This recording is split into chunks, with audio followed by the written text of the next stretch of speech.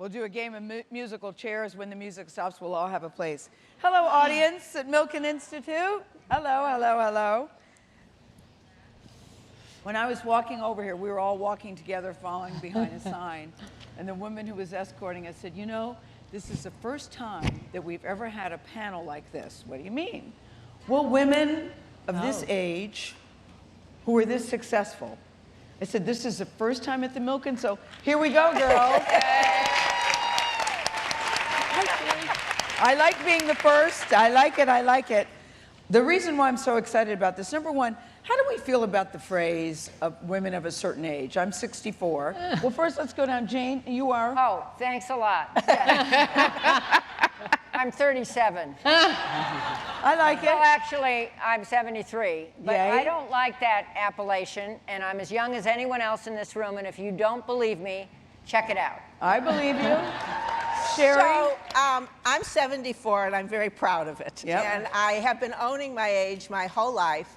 And what I feel by saying I'm 74, and I'm the oldest person on this panel, Oh, boy. and probably maybe even the oldest person in the room, No. but at No. any rate, what I feel is gratitude, that I'm here, that I'm alive, that I feel great, that I'm healthy, that I'm doing work that I love. And so I'm really grateful that I made it here because a lot of people didn't. I know. And so I know.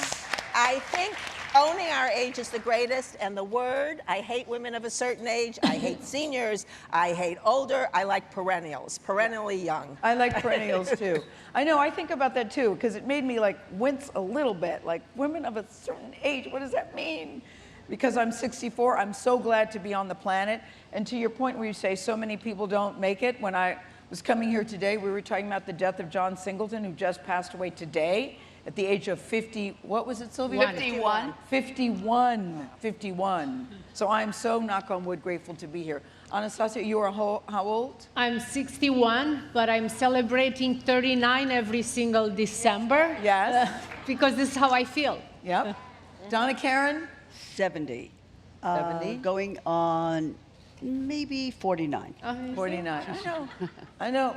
Sylvia Rhone? I am 67, and I've never felt better and more in tune with myself, more in tune with my business, and connected to the rest of the world. Yay. Yay. And Sylvia, I want to start with you because you were looking at Sylvia Rhone as 6 days in, the chairman and CEO of Epic Records. Congratulations. Yes. That's great. She was president of Epic Records, and now she is the chairman and the CEO. Thank you very much. And the thing that why I was excited about this panel when they asked me to do it, we had just done an interview with Christine Baranski, the actress, and she's 67, and she said, I was talking to her in the green room, and she said, I'm 67, I'm working harder, I'm looking better than I've ever looked, I'm making more money than I've ever made, and I'm happier than I've ever been. So I want to start with you, Sylvia. 6 days into your new position, this is what's so interesting. When you first joined Elektra Entertainment Group back in 1994, people in the music industry were concerned that you would change the culture of the company and turn it into an urban label.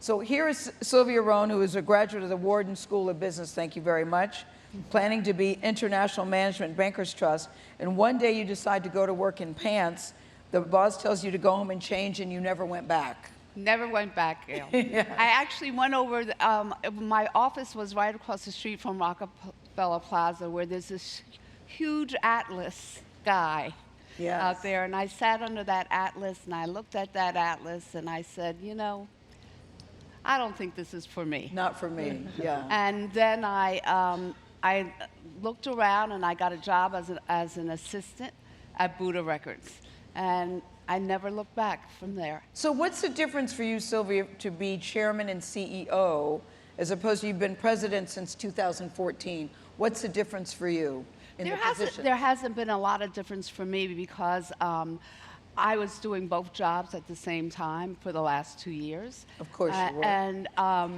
And so the bigger difference was for the larger community. Yeah, it's a difference in the industry, though. Yes. Their perception. Exactly. And why is that so important?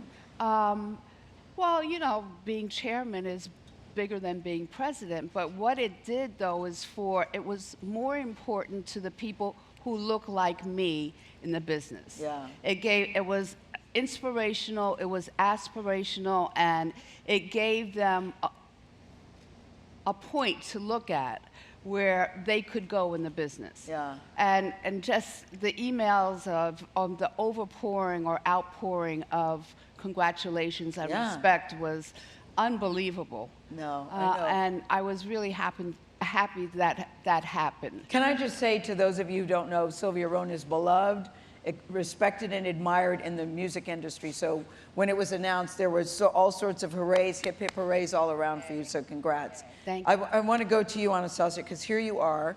I remember seeing you on the Oprah show when you said, brows are my passion. So backstage I said, you know, it's amazing that you came here from Romania at the age of 30. Did you speak English? No.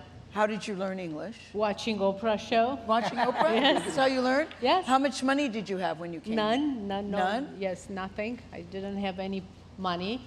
But I wanted really to come in this country to take advantage of the opportunities that are here. Yeah. I mean, there are so many opportunities, and the ability of doing something, what you love, and to have the freedom But to how do you it. love brows? It's incredible.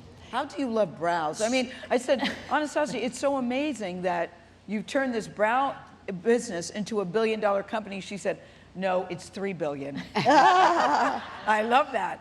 It's $3 billion because Well, it's gone from brows to cosmetics to... Well, I saw an emptiness in the beauty industry. The beauty industry didn't have any eyebrow products. Not only I started developing this technique on how to shape eyebrow according everybody's bone structure and natural shape, but I started developing eyebrow products. And we start selling the products in department stores, Sephora, Ulta, and all the major department stores. And then in 2013, when my daughter introduced me to Instagram, by the way, you should check our Instagram, Anastasia Beverly Hills. And we have 19.2 million followers, and I'm sure after this panel we'll have some more. Our products we were able to not only offer the products, but kind of teach women how to shape and to fill in their eyebrows. But number one, your brows are always very beautiful. Thank She's you. got beautiful, beautiful brows. I just wouldn't think you could turn that into a business. What did you see that made you know, I have something here? I believe that women, we want to look beautiful. We want to have the tools, the ability. Because if you think of makeup, what makeup is, I mean, in art school, my teacher always said, you use dark and light color to create an illusion of perfection. So I put all the knowledge that and everything I learned in art school into makeup. And I realized women don't even know why they use makeup. Basically, you use To look makeup cuter. to That's create, the human eye is encoded to recognize the balance and proportion. So if you learn how to use correctly the makeup, you create that perfect look on your face that you want.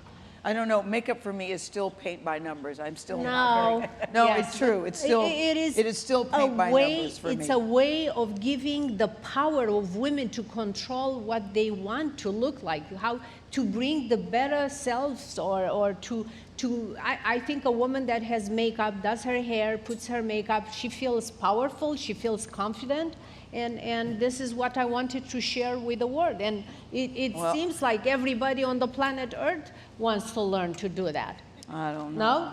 It's approved. Yes? Yeah? Yes. Sir, yes? Yes? She can help you with your brows if you were concerned.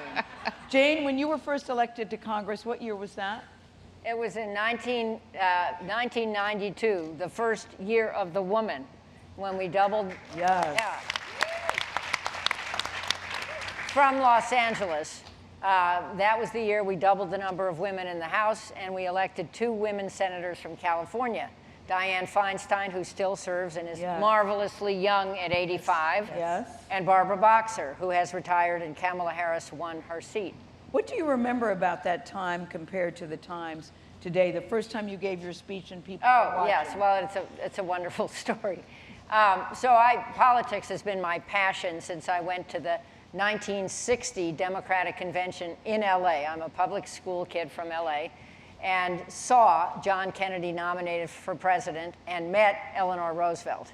Wow. And there was this aura around her, and that's what I wanted to do. And I spent most of my life, I'm a lawyer, but most of it in politics, and then finally got the idea at age 47 with 4 children that I could run for Congress. And it was kind of a big project, since at that time I lived in Washington and moved back here to run where I had grown up. But at any rate, got elected in the Year of the Woman. And when you're a baby member of the House, your opportunity to speak is a so-called 1-minute speech. You have to be on the floor when the House is called to order in the morning, and you're recognized, one Democrat, then one Republican, in order for the number of people sitting there.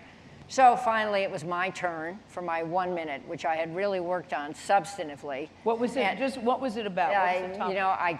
Yes. It was brilliant, trust me. And so I give this speech, and I call back to the office. Congressional speeches, I hope you aren't watching some of the recent ones, are live on C-SPAN. So I called and said, anybody watch? Anybody call? Yes, first caller, a male from Manhattan Beach, California, which was in my district. And he said, just tell Jane I loved her outfit. So the moral of the story is back to eyebrows. Yes. If we choose to look great, which you do, by the way, you look spectacular. Thank you very much. That's good. But for women, I still think, and I think we all think, young perennial women, you have to look good in order for people to listen to what you have to say. I do think that's true. It's not the same for men, though. But can I've seen some balding, big-bellied men who could use eyebrows and all sorts of stuff, but people are listening to them. Women can't do that. So can I go ahead, Sherry? So I was really struck by that. I mean, clearly, if you look attractive, a man or a woman, you do have a leg up. I mean, people will be drawn. True. But you mentioned Eleanor Roosevelt, and you heard the gasp. Now, with all due respect, I have to say she's one of the women that I most admired in the world. Yeah. But I would never have described her as beautiful on the outside. Sure. But she had this energy. Eleanor Roosevelt. Oh, okay. She had this substance. And that's what drew you to her. So it's a very interesting thing that we have a culture that is telling us that. But you look at someone like Eleanor Roosevelt, that literally the whole room gasped when you said her name, and we all have the same reaction to her because she drew you in. I did not meet her, but I watched pictures, I've read articles, I've read books, whatever. She drew you in with her energy, with her charisma, and with her substance. And many people have told me, and it's been men, who said, you know, women, you think you need to look a certain way. You think you need to be skinny. You think, and I guarantee you I think that, but you think you need all these things, and what draws a man in is your energy. That's what makes you sexy. So it's an interesting thing. I think that's true, but if I was on CBS this morning and it was maybe 50 pounds overweight and had gray hair, which it would be if I didn't take care of it, I just don't think that I would have the job that I have. I just don't believe that. So my question to you, and I think you are the most spectacular at what you do of anybody. I have a team. And of anybody, and witness all the recent interviews. R. Kelly just came to my mind, whatever. And the cover of Time magazine. 100. Yes. Yeah. But my question to you, since this is about aging and what is how do we redefine aging? I mean, like that question. My question to everybody in this room and to all of us is, okay, can we actually redefine aging and accept our age and accept it, but instead of, I thought I'd be dead by 70. So instead of thinking that 70 is old or 80 is old or 90 is old, can't we accept it the way it is? I'm too scared to let my hair grow gray because of just what you said. But if we're really going to be role models and we're really going to redefine aging, some of us have to do that. And can that be beautiful? Georgia O'Keeffe, I thought, was one of the most beautiful Christine Lagarde, who spoke this morning. Who looks How do we beautiful. redefine it? That's what I'm asking. No, I do think that's a good question. Donna, when you turned 70, was it a change for you? I never feel 70. I still feel like a child. You know, do. There's a problem that I have, that I am this very young, kind of crawling on the floor, and my daughter keeps on saying, "Mother, it's time for you to retire." I go, "What, are you crazy?" I'm first beginning. You know, there are problems and there are solutions, and as a woman, as a mother, as somebody of passion, I'm never gonna, an artist, you never give that up. Yeah, there is no age about it. The only thing I do feel about aging, I have to say, you know, it kind of goes, yeah, can I put my leg around my head anymore in my yoga practice? Probably I can. However, but who wants you know, to but my that? bones are kind of coming apart. You know, it's like the body is not working as good as I'd like it to work. Yeah. You know, I've just come back with taking my cast off my arm and my foot, and I just can't move the same kind of way. Mm-hmm. So I think healthcare is so, so important. Mm-hmm. Like, where is the care in healthcare? Mm-hmm. You know, that, and we know that we speed. I mean, people say, Donna, calm down, you know, and you have more energy than most people, and et cetera, et cetera. But I know where you have to put that care in your health care. Mm-hmm. So it's not just trying to do it all, because obsessive compulsive behavior is a typical thing that women have, and it's very hard for us to say no. The word doesn't exist in our vernacular. And as a designer, you know, I see a problem, I see a solution, I see a problem, I see a solution. And if I don't kind of be able to get it done, it kind of gets me upset. But you did tell us now that I when want you turned, to. But you did say when you turned 70, it was a shift for you. That's what I want people to Well, understand. That was the a shift 70 for you. part was, you know, oh my God, the clock is ticking, I have a lot to do, and I got to get it done. Yeah. It was that moment that I looked at a little bit of fear. No, a lot of fear. I'm going to be honest. I have a vision. I've had a vision ever since I was young. I believe in dressing and addressing. It's not just putting on pretty... Dressing and addressing. Yeah. And by the way, your shoulder never gains weight. I thought I'd just throw that into you. Why I did the cold shoulder. And Hillary wore it. I think that was a great tip, though. You know, the cold your shoulder. shoulder, no matter what Never your age, gains always weight. looks good. Everything else you can put away. It doesn't work. I like that. It really doesn't. You know, it all's not working, but I can sit here with a photograph, but the shoulder never gets wrinkled. I don't get a facelift. So the cold shoulder is important. That's good, yeah. You know, and that's the only tip I can give you today. And also bodysuits hold you in. You know, there are certain kind of things that we need in our body. But at the same time, I get frustrated as a designer that I can't find anybody's clothes to wear. That you can't find one? I can't find clothes to wear. You know, they're all you're catering Donna to... Karan. Well, that's why I have to be urban zen now. You know, because I can't fit into most people's clothes. So I had to come back and, you know, really do clothes selfishly. I'm selfish for me. Now, if I can have it and then other people like it, that's quite nice.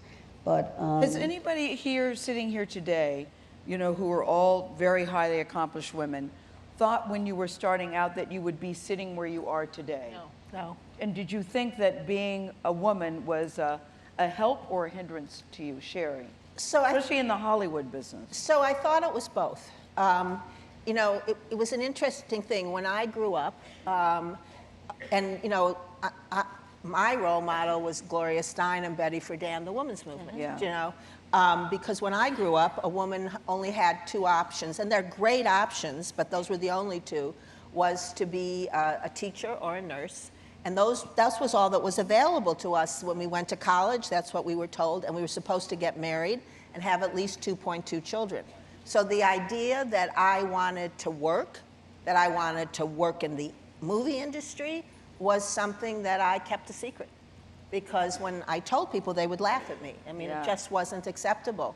So what did you tell people you wanted to do? Initially, I wanted to be an actress because that was all I saw. But I quickly discovered that I had absolutely no talent whatsoever, and I was also uncomfortable doing it. So I then started to look at what was going on the movie sets, and I got fascinated with behind the scenes. Yeah. And as I worked my way up, and eventually was the head of Fox, I guess I was 35 years old, so I cannot say that I experienced a lot of prejudice, and I can also say that I did experience prejudice. I mean, I went and asked for a raise, and the man who had the same job got a raise. I didn't because they said I didn't have to support a family, so why should I get a raise? That would have been such a great class action lawsuit today, I can't tell you. Did you speak up then? I was too scared. Yeah. Because I knew that they would fire me. That was it. You know, you didn't speak up against anything. But at the end of the day, what I guess you learned was to be authentic, to be yourself. You are a woman, you're not a guy. Every guy is different, every woman's different. You better have your own authentic management style. So I felt that it helped me sometimes. I remember somebody screaming, I was arguing with him on the phone about something, and he started to say something, and I could hear him on the other end of the phone, and he said, and if you were a guy, what I would say to you. And then he didn't, because I wasn't a guy. So that was okay, but on the other hand, maybe, you know, you didn't get the jobs that you could have right away because men were getting them. But all in all, I guess what I would say, and then I'll stop talking, is concentrate on the work, because that will save you for whatever prejudice you might encounter. I agree. Concentrate and do your job, and don't pay attention to any of the noise, any of the, you know, today you'd say any of the social media, and just concentrate on what you have to do, and you will be rewarded eventually. Yeah. Yeah. Jane? As the second oldest person here, I would, and we grew up in the same vintage, and those were role models to me too, and they went to Smith College, which I also attended after graduating from Uni High here. I would say two more things. Number one, be confident. And it's very hard for women to learn self-confidence.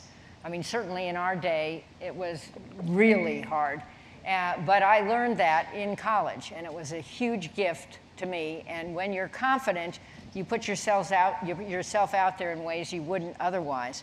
So that would be one point. And the other point, and this feeds off of what Sherry just said, is be excellent. Do your best job. Be the most qualified person in the room. Don't be a victim. Don't say, well, I'm the girl, and gee, it's all stacked against me. Just be good.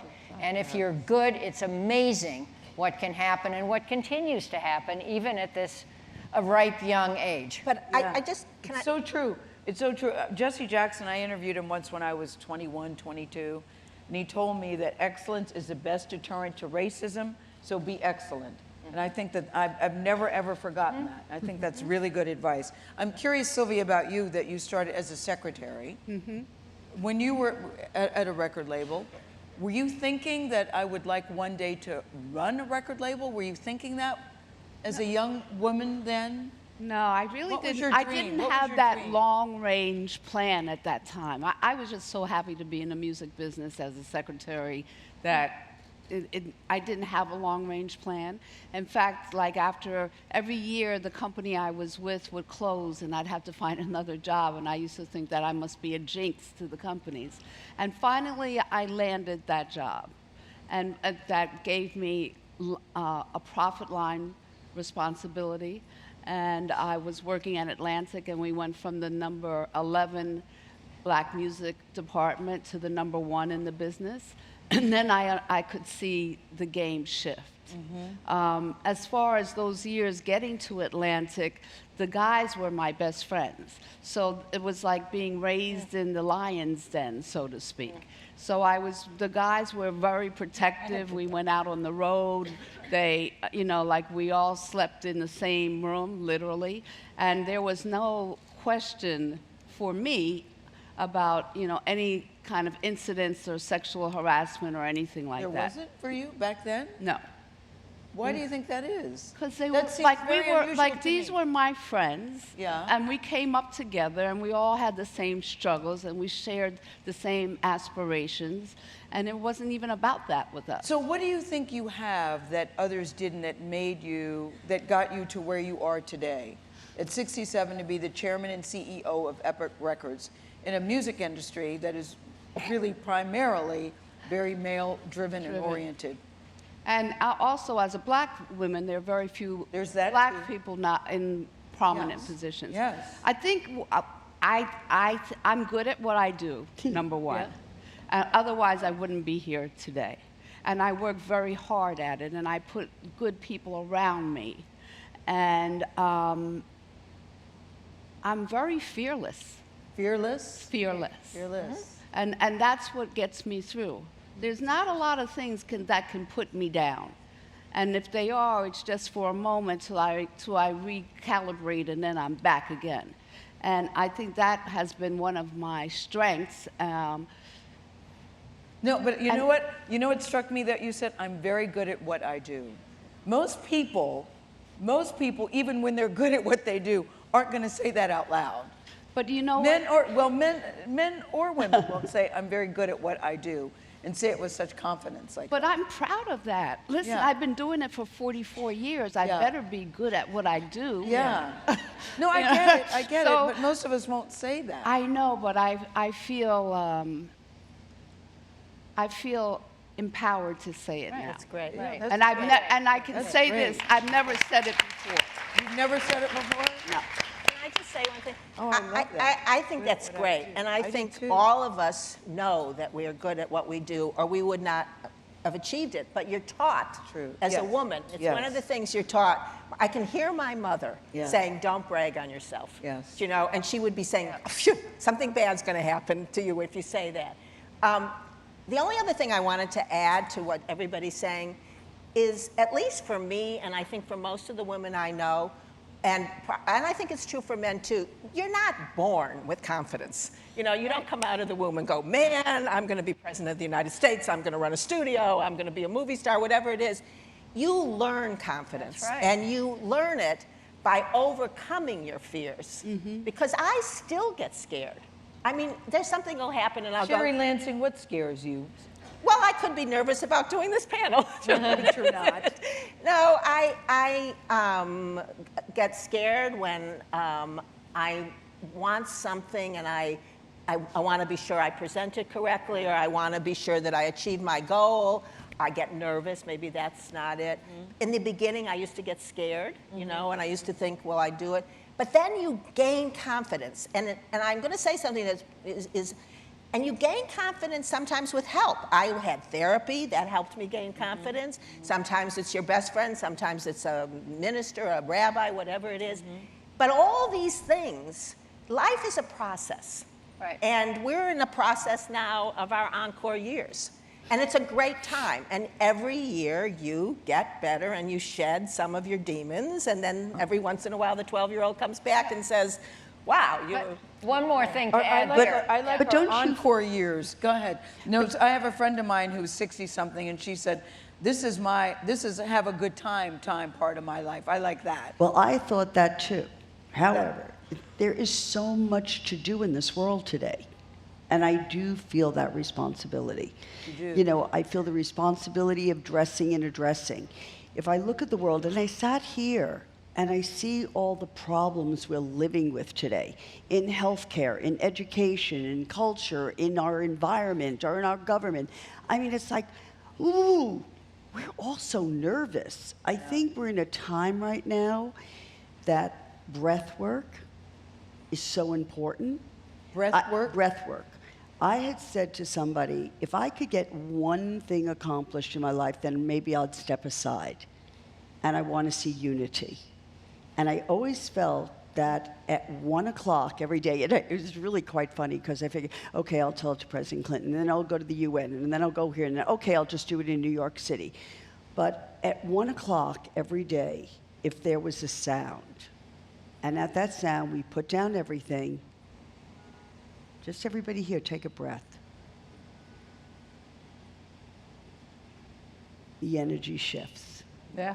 That's true. And if we could touch one person, and that person touches another person, and that person touches another person, we could connect the dots and connect this world, because we're all sitting here so angry and frustrated, and maybe we're not. But we got problems out there, and they need solutions. And I love you so much for being so happy at your age, but right now I'm flipping out because I'm upset. And I see the clock ticking. And that's what's kind of rising me up a little bit more. But I'm Donna, trying when to you were find- Donna Karan of Donna Karan Fashion, we'd go to the stores and buy your things.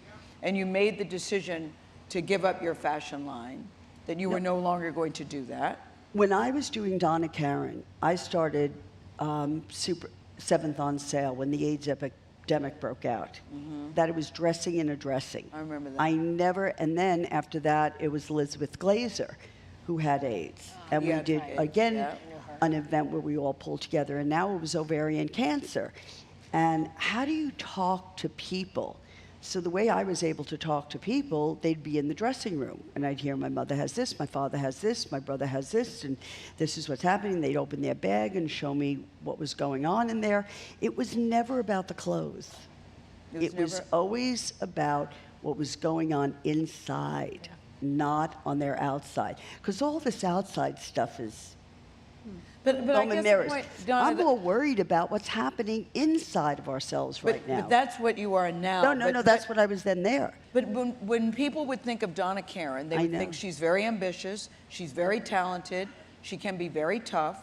And so now I think that is there a calmer, more reflective Donna Karan? Or are you saying you were always that person?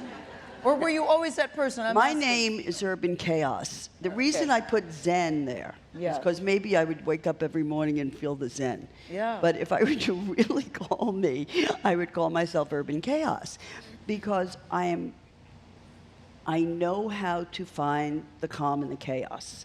I've been a yogi since I was 18, 16 years old. So I have that ability for meditation. I have the ability for yoga. That's how the bodysuit started. But what I'm more concerned about right now is, yes, I care about a person looking. You feel comfortable in your clothes right now. You feel like you can move. You can feel like you can go from day to night. You can get on the airplane now, and do all that kind of stuff. Because we've got a big life ahead of us. So we got to keep it moving, and all we have to do is change our shoes maybe and change our jewelry, and we can go all that. But we've got issues that we're dealing with. And yes, I want to dress people, and I want to address them. So when I started Urban Zen, it was purely about changing healthcare, changing education, changing the environment, and all the people all over the world. I get more pleasure. I'm so worried that I'm not going to get to work with all the artisans all over the world. I work in Haiti. I've been working there for 10 years. And I said, oh my God, I can't give up Haiti. And then I'm going to Colombia, and then I go to... But does nobody have days where you're just trying to get out of bed and put one foot in front of the other and do a good job? Yes. Does anybody... do you have that? I wake up every morning, and I thank God that I live in this country, and I could do wherever I put my mind into, and I go to work, and I could do things that I will never, ever could do in Romania, where I grew up. But you must have been fearless, though, back to what you were saying. For sure. To come to this country where you don't speak the language, where you don't have the money, and to have a company that's now evaluated at $3 billion. And I am not saying that it was easy. It wasn't easy, but you know what? I wanted to do every day. I believe that work and job and life, it's about challenges. Every day you wake up and you have different challenges. Life is not a fairy tale, so you need to deal with that. And I believed I wanted to be the best, and I wanted to be the best eyebrow shaper of the world, and I did. And I want to do the best products, and I'm doing right now, and I want to be everywhere and make women feel good and don't you think, look good. Yes. I think when you say don't you get up in the morning, I think that life is about chapters, and I think that at a certain point in your life, you go to school, then you have a career, and that's the most important thing in your life.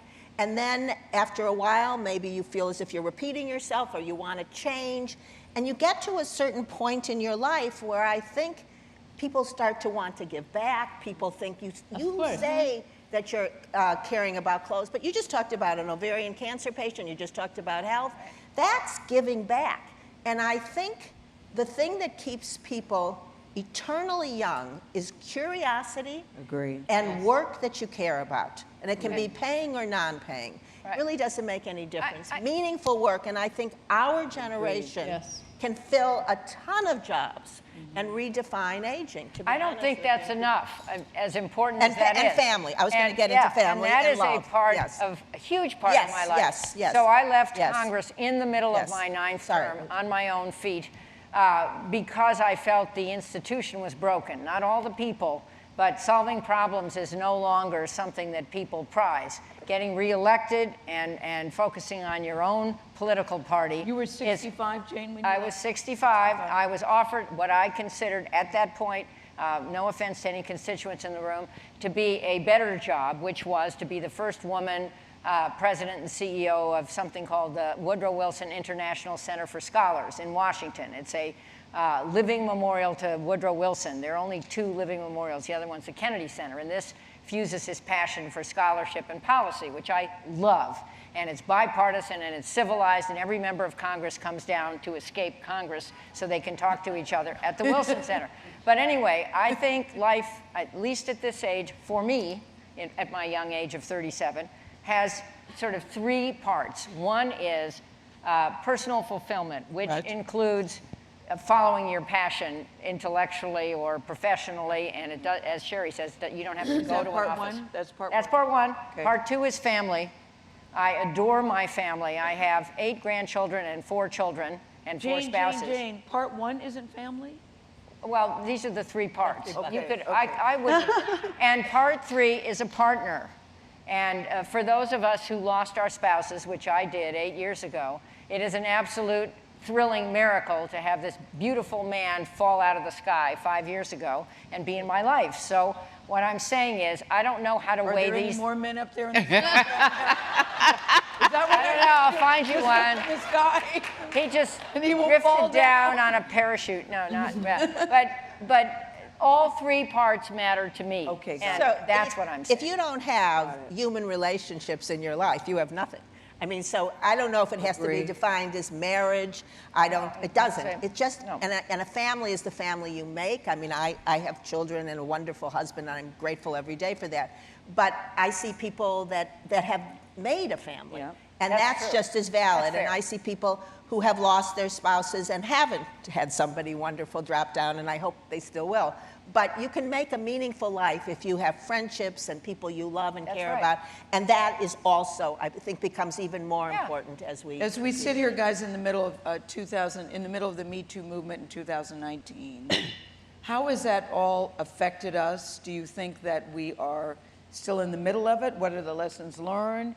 What should men and women, how do we wrap our brains around that now as we sit here in the middle of Me Too? looking at me.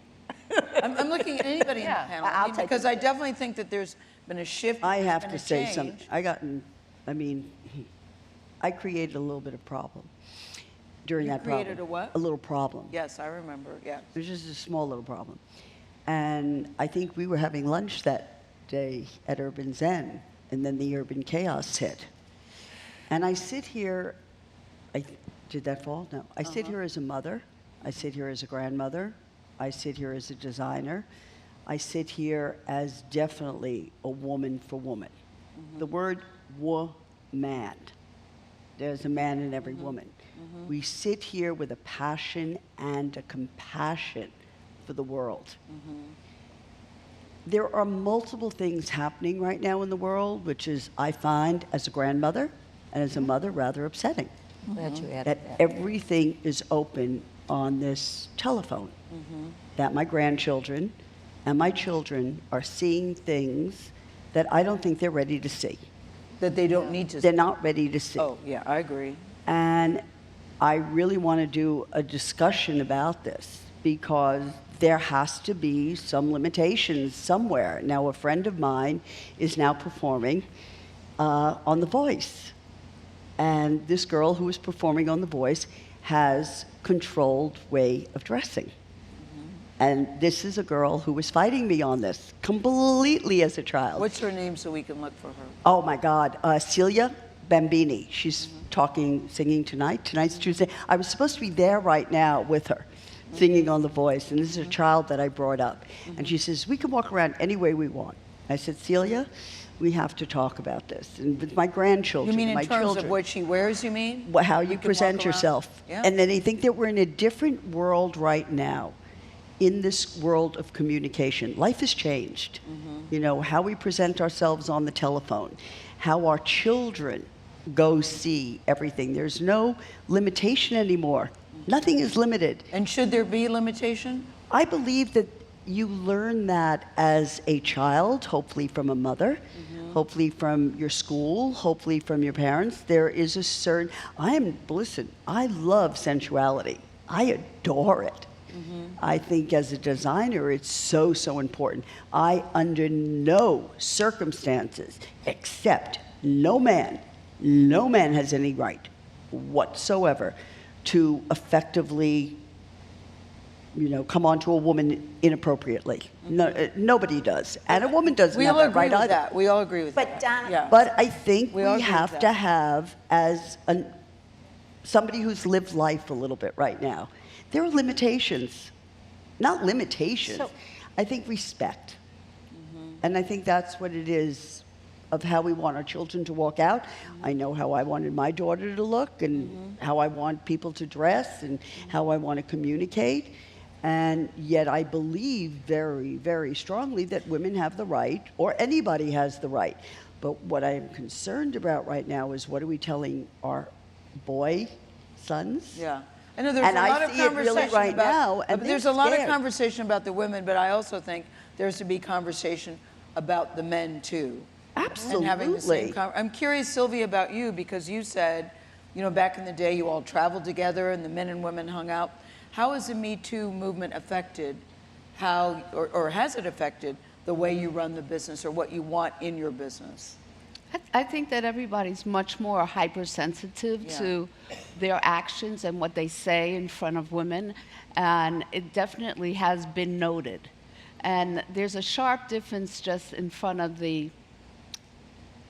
even the gaming of it, like just being funny or anything. Yes. Like the jokes that didn't matter at one time matter now. Yeah, So it has definitely had its impact. yeah. so I think actually that it is a revolution. I mean, I really do, and I think that it is a very good revolution. There's always collateral damage. But to me, when I think about when I was growing up, there really wasn't human resources to go to. If you went, you were going to get fired. Today, women's voices are being heard. They're being respected. The whole movement believed. And I can't guarantee you that bad behavior will not exist anymore, but I can pretty much guarantee you that people won't get away with it anymore. I agree with you 100%. And that is enormous. Well, I think, I just want to say one more thing. We, as women, I mean, we all have to learn another way of being. I mean, I took a sexual harassment class because I'm a regent, we were asked to take one. And this is something I had to learn. And they come to a chapter, it's called hugging. I went, hugging? I raised my hand and I went, I hug everybody. And the man who was conducting it said, what do you mean? I said, I mean the waiter, the maitre d'. I hug everybody. I thought it was a nice thing to do. He said, well, if you hug everybody, it's better than if you hug selectively. So please ask permission. So I now ask permission, and I go to a regent meeting, and I say, can I give you a hug? And they say yes. And I say, is that good forever, or do I have to ask you every time? So I have to learn, too. Yes. Two comments about that. Number one, usually, at least looking at it historically, there's a huge difference in power between the man and then the women who worked for the man and to keep their jobs or get their jobs, who had to make really horrible compromises. And I think we've finally understood that. But the second comment is, we have 102 members of Congress who happen to be women. And that is changing that institution in a way that nothing else could. Yeah. Jane, you said that back then it was the year of the woman, but they're saying now this body of Congress is now the year of the women, certainly with Nancy Pelosi. Because in the beginning, there were many people coming in saying, well, maybe Nancy's time is, done. Yeah. Maybe it's time to move on. Do you marvel at what she is doing? Let's talk about her. Transcended, Yeah, she was a junior member of Congress when I was elected in 1992. She was elected in 1989 to fill a seat that had been vacated by a death. And who knew? And she became Speaker the first time in the early 2000s, and then the Democrats lost the majority. And I don't know that I would have predicted, given all the new people in Congress, that she'd come roaring back. But at the young age of 79, I don't think anybody could do that job better than she is doing it. And I don't think age has a thing to do with her effectiveness.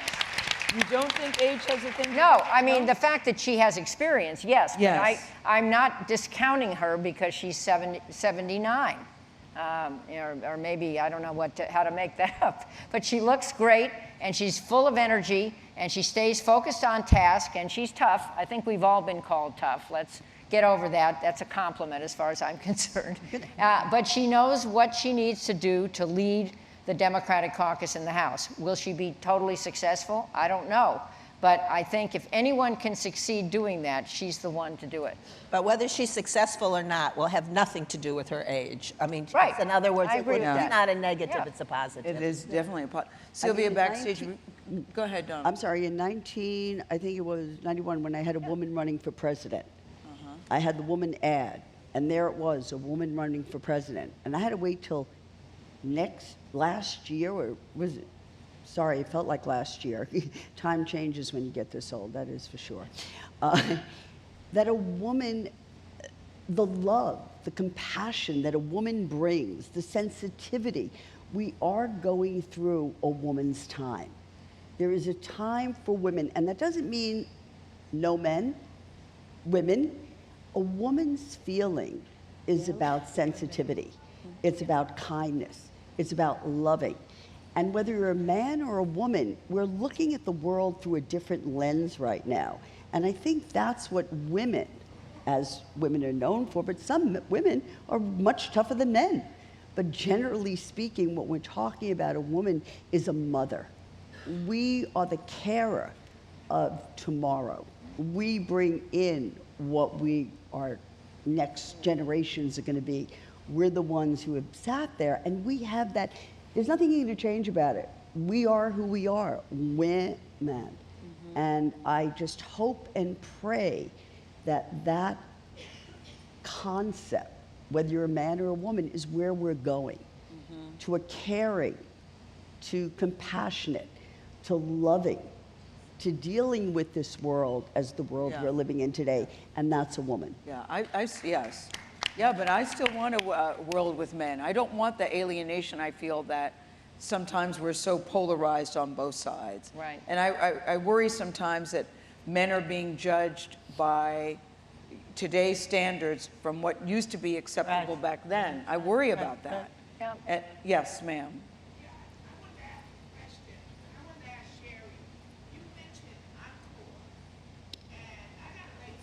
She said to Sherry, you mentioned Encore, you got a late start. Yeah, and Encore gave me a whole different way of looking at my late start. I'm an Encore fellow, so could you talk a little bit more about the Encore training? I would love Talk about Encore. What's your name? My name is Susan Burke. Susan wants to start the question and answer period. So go ahead, Sherry. But Susan has actually picked up my favorite subject. So Encore is a movement. Encore is a movement. Encore means applause. Yes. And it's your encore, you come back, to redefine aging. And what we believe, I'm part of the movement, I'm part of the think tank, what we believe is that meaningful work will keep you young, and that our generation, 50 and up, maybe 60 and up 80-year-olds, can do all sorts of jobs. And and one of them is fellows, and the fellows are placed in companies, and I'm so glad you're an Encore fellow. And I will tell you a funny story about aging, and I think it's quite applicable.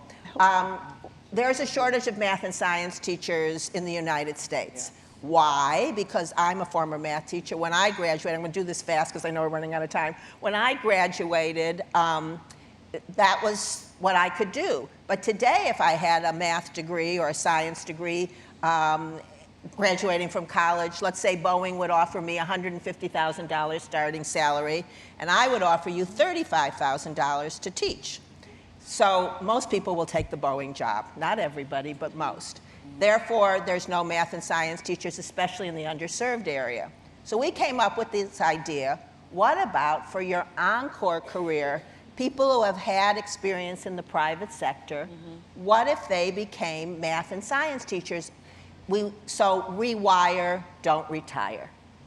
And so I was on a commission from the governor, and I was, at the time, like 60, really young. And everyone else on the commission was like 30. And I presented this idea that I would be a better teacher at 60 than I would have been at 20. At 20, I was worried about dating and all this stuff. And one of the people said, a 60-year-old's going to teach? Is he going to drool? I mean, what's going to happen? I was so horrified. Somebody actually asked that? It was a 30-year-old, a 30-year-old. I then said, well, I'm 60, expecting them to say, oh, you couldn't be 60. Not a reaction in the entire room. Not a reaction, humiliation like you've never known. So I was defeated. I went home. And resiliency is a great thing you have to be successful. And I thought, wait a minute, I know how to win this battle. And I went back to them and I said, you know, Mick Jagger is 61. And if he can jump up and down, because this was a while ago, don't you think he could teach? And we passed the bill. And that was how we got it done. And today, he'd be a great teacher because he's now 75. Yeah, I was going to say. Yeah, and he's performing, and his significant other is 40 years younger, but that's a different story.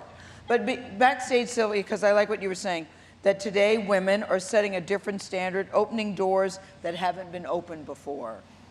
Yeah, I think that we're part of a generation. We're, in most cases on this panel, we're first in many cases. I know, I'm sure, Sherry, you are, and I'm sure that everybody else is. I know that I was the first. But I think that we're opening doors for so many amazing young executives out there. And that's what gives me great pride. And I think that that's what we have to be accountable for. And so we don't know what the retirement rate time is going to be for. I don't know what my expiration date is going to be. Yeah, have you set a goal that by the time I'm X, I'm going to be done? No. You have not? No. I'll know it when I'm ready. When you're ready. Okay. Yeah. I like that too, when you're ready. But you know what I think it's happening? When you are in your 30s and 40s, you have children, you need to take care of them. At this age that I am, the only thing that makes me happy is just I want to work.